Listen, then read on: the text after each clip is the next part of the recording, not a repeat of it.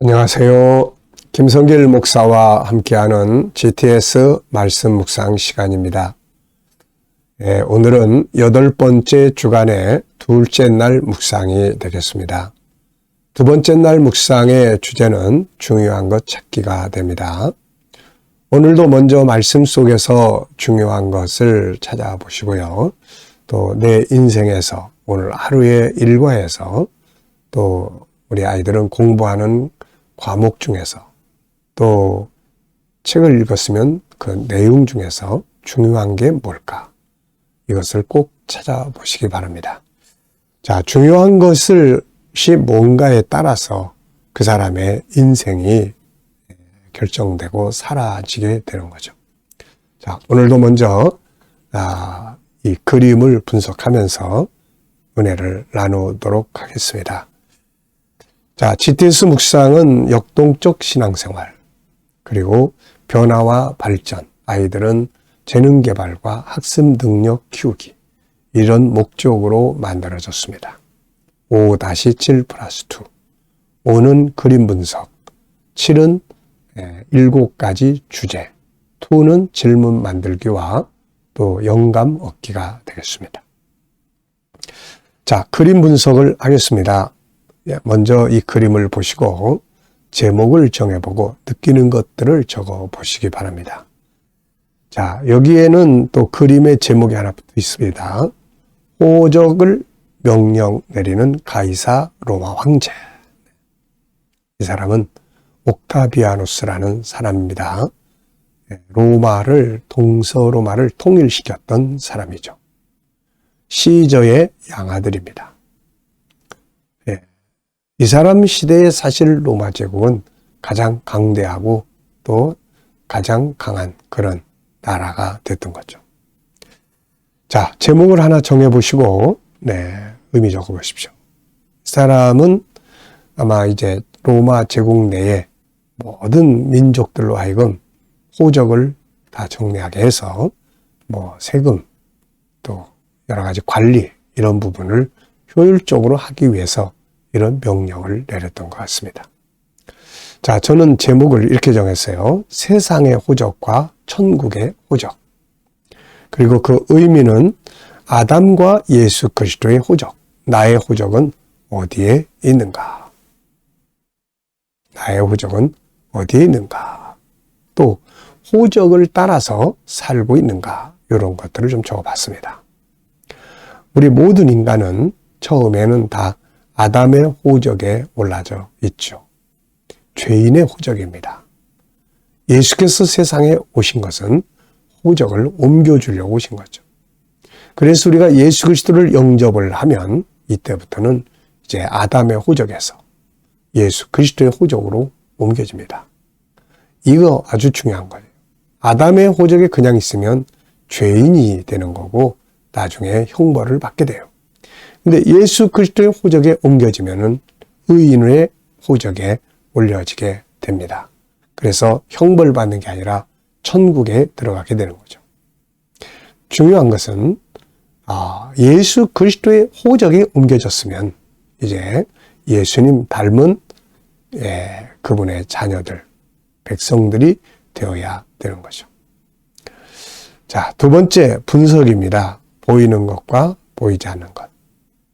자, 우선 눈에 보이는 것은 이 가이사 황제, 조서, 왕궁의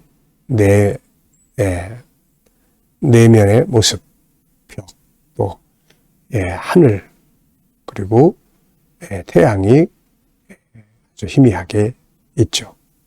그리고 이 왕궁 안에 저 밑에 부분에 또 사람들이 있습니다.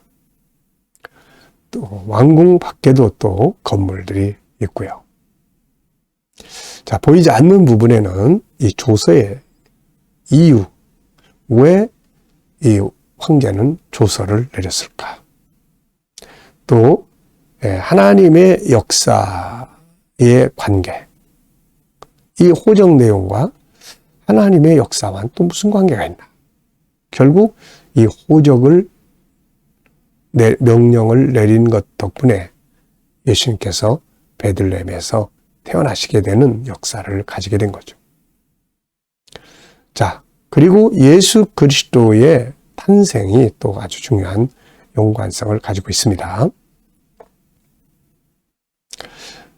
만약에 호적 명령을 내리지 않았더라면은 예수님은 아마 나사렛에서 태어날 수 있었을 거예요. 그런데 그렇게 되면은 베들레헴에서 태어나리라는 선지자의 예언이 이게 거짓말이 돼버리는 거죠, 이게. 그래서 이 가이사의 호적 명령이 인간적으로는 가이사 황제가 필요해서 한 거겠지만 한편에서는 하나님의 뜻이 이루어지는 하나님의 통치하심에 중요한 역할이 있다 하는 것을 볼 수가 있죠. 그래서 우리가 세상에서 벌어지는 일들을 보면서 단순하게 보지 말고 그것이 하나님의 뜻과 어떤 연관성이 있는지 생각을 해보는 게 중요합니다. 요셉이 노예로 팔려갔잖아요. 인간적으로 보면은 형제들에게 왕따 당해가지고 팔려간 거예요. 그런데 영적인 면, 하나님과의 관계 입장에서 보면은 아브라함과 맺었던 언약을 이루기 위해서 내려간 겁니다. 그러니까 이게 하나님의 관점으로 상황을 살펴보는 것이 얼마나 중요한지 알 수가 있죠. 자, 세 번째입니다. 이 그림에서 가장 중요한 것은 무엇일까요? 저는 어떤 호적에 올라져 있느냐. 인간적으로는 저도 세상적인 호적이 있습니다만은 우리 가족들이죠. 그런데 영적으로는 아담의 호적이냐 예수 그리스도의 호적이냐. 당연히 예수를 믿는 우리는 예수 그리스도의 호적에 옮겨져 있는 사람들이. 그래서 우리의 이름을 그리스도인이다 이렇게 부릅니다. 그렇다면은 이제 나는 예수 그리스도의 호적에 올라 있으면 그 가문의 문화를 가지고 그 가문의 풍습을 가지고 예수 그리스도의 풍습과 삶의 문화를 가지고 살고 있냐. 그게 중요하죠. 네 번째 연상법 훈련입니다. 자, 눈을 감으시고 먼저 조서를 들고 있는 가이사 황제 조서 그리고 왕궁 그 밑에 단의 단계에 있는 사람들 또 왕궁의 벽 바깥의 건물들 그리고 하늘과 뿌연 그런 하늘에 떠 있는 태양의 모습을 볼 수가 있습니다. 자, 또 이 그림과 관계된 성경 구절 저는 누가복음 2장 가이사가 명령 내리는 내용이에요. 창세기 3장 아담 창세기 2장 하나님의 아담을 창조하셨어요. 그리고 3장에 인간이 죄를 져. 그래서 아담의 후손이 되면 누구나 다 죄인이 되는 거죠. 그런데 요한복음 3장 16절 예수님이 오셨습니다. 그리고 요한복음 1장 12절에 있는 것처럼 예수 그리스도를 영접하는 자는 하나님의 자녀가 돼요. 호적이 바뀐 겁니다, 이제. 그리고 누가복음 10장 20절에 하늘에 이 호적에 기록된 것으로 기뻐해라. 예수님의 호적에 기록된 사람들이 결국 천국에 들어갑니다. 계시록 21장 마지막 절에 보면은 주님의 생명책에 기록된 자들이 천국에 들어가요. 바로 예수님의 호적에 옮겨진 사람들이죠. 그래서 이 땅에 살아가면서 빨리 아담의 호적에서 예수 그리스도의 호적으로 옮겨야 되고 예수님의 호적으로 옮긴 사람들은 이 집안, 우리가 시집가면 그 집안의 풍습을 배우고 문화를 배우고 그러지 않습니까? 예수께로 옮겼으면 부지런히 예수를 닮고 배워서 그분의 모습으로 살아가는 게 중요하죠. 상상력 키우기입니다. 현재 이 내용 앞에는 로마 제국에 탄생하는 역사를 그려볼 것 같고요. 이 다음 그림은 로마 제국의 멸망을 그려볼 것 같습니다. 세상 나라는 아무리 강대한 제국이라도 다 무너지고 지나가 버리고 마는 것이죠. 그래서 영원한 나라, 하나님의 나라만이 영원한 나라인 것을 우리가 알 수가 있습니다. 그래서 우리는 그 나라를 믿고 사는 거예요. 자, 미래를 어떻게 살고 싶은가요? 그렇다면 지금 무엇을 해야 할까요? 한번 생각을 해보시고요. 자, 우리 아이들은 또 이 도표를 보면서 수학 공식 5가지 한번 쭉 살펴보고 지나가시기 바랍니다. 네, 이 왕궁 위에 쌓여 있는 것도 규칙적으로 네모 반듯하게 딱딱딱딱 쌓여 있고요. 다 이게 규칙입니다. 도형, 사각형, 네. 수, 옆에 있는 벽에 그런 것들이 전부 다 숫자예요. 이게 모여서 벽이 되고 건물이 되고 그러는 거죠. 자, 오늘 본문 읽어보겠습니다. 구조 3, 4, 3, 4. 3은 호적 명령, 호적 하러 가는 사람들. 4는 요셉도 마리아와 함께 호적하러 가고 거기에서 이제 아기를 낳고 구유에 누이고 그 다음에 3은 이제 목자들에게 구주 예수의 탄생에 대한 내용 알려주는 천사들. 그리고 뒤에 4는 이 천사들이 이제 예수 그리스도에 대해서 더 자세하게 설명해주고 하나님께 영광, 땅에는 평화 이런 찬양을 부르는 내용이에요. 3, 4, 3, 4. 그러면은 내용은 벌써 다 우리가 내 속에 담을 수 있는 거죠. 읽어보겠습니다. 그때 가이사 아구스도가 영을 내려 전하로 다 호적하라 했더니 이 호적은 구레뇨가 수리아 총독이 되었을 때 처음 한 것이라. 모든 사람이 호적하러 각각 고향으로 돌아가며 요셉도 다윗의 집 족속이므로 갈릴리 나사렛 동네에서 유대를 향하여 베들레헴이라는 다윗의 동네로 그 약혼한 마리아와 함께 호적하러 올라가니 마리아가 이미 잉태하였더라. 거기 있을 그때의 해산을 날이 차서 첫 아들을 낳아 강보로 싸서 구유에 누였으니 이는 여관에 있을 곳이 없음이로라. 그 지역의 목자들이 밤에 밖에서 자기 양떼를 지키더니 주의 사자가 곁에 서고 주의 영광이 그들을 두루비치매 크게 무서워하는지라. 천사가 이르되 무서워하지 말라. 보라 내가 온 백성에게 미칠 큰 기쁨의 좋은 소식을 너희에게 전하노라. 오늘 다윗의 동네에 너희를 위하여 구주가 나셨으니 곧 그리스도 주시니라. 너희가 가서 강보에 쌓여 구유에 누워 있는 아기를 보리니 이것이 너희에게 표적이니라 하더니 호련히 수많은 충군이 그 천사들과 함께 하나님을 찬송하여 이르되 지극히 높은 곳에서는 하나님께 영광이요 땅에서는 하나님이 기뻐하신 사람들 중에 평화로다 하니라. 아멘. 어제 하루 지내시면서 감사한 것 적어 보시고요. 오늘 하루 시작하면서 또 감사한 것 적어 보시기 바랍니다.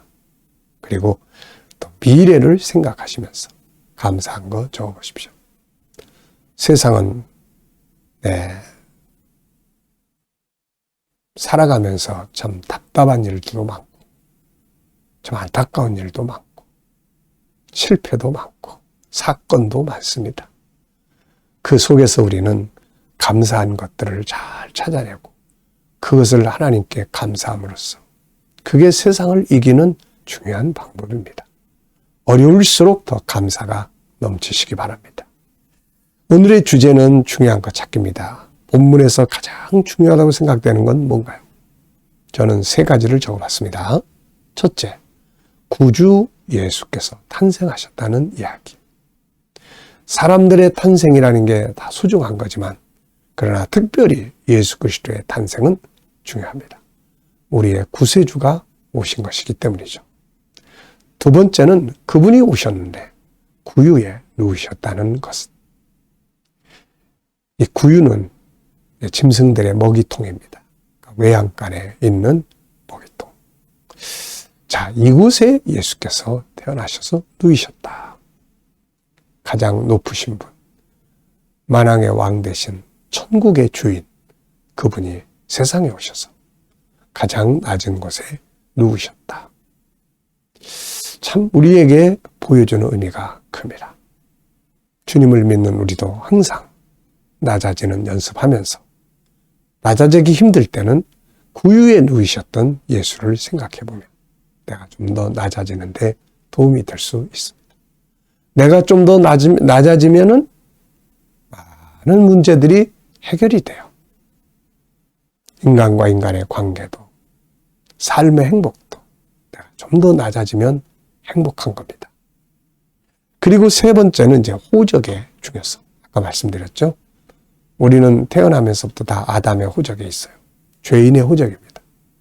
예수 영접하는 날, 우리 호적이 옮겨지는 날이에요.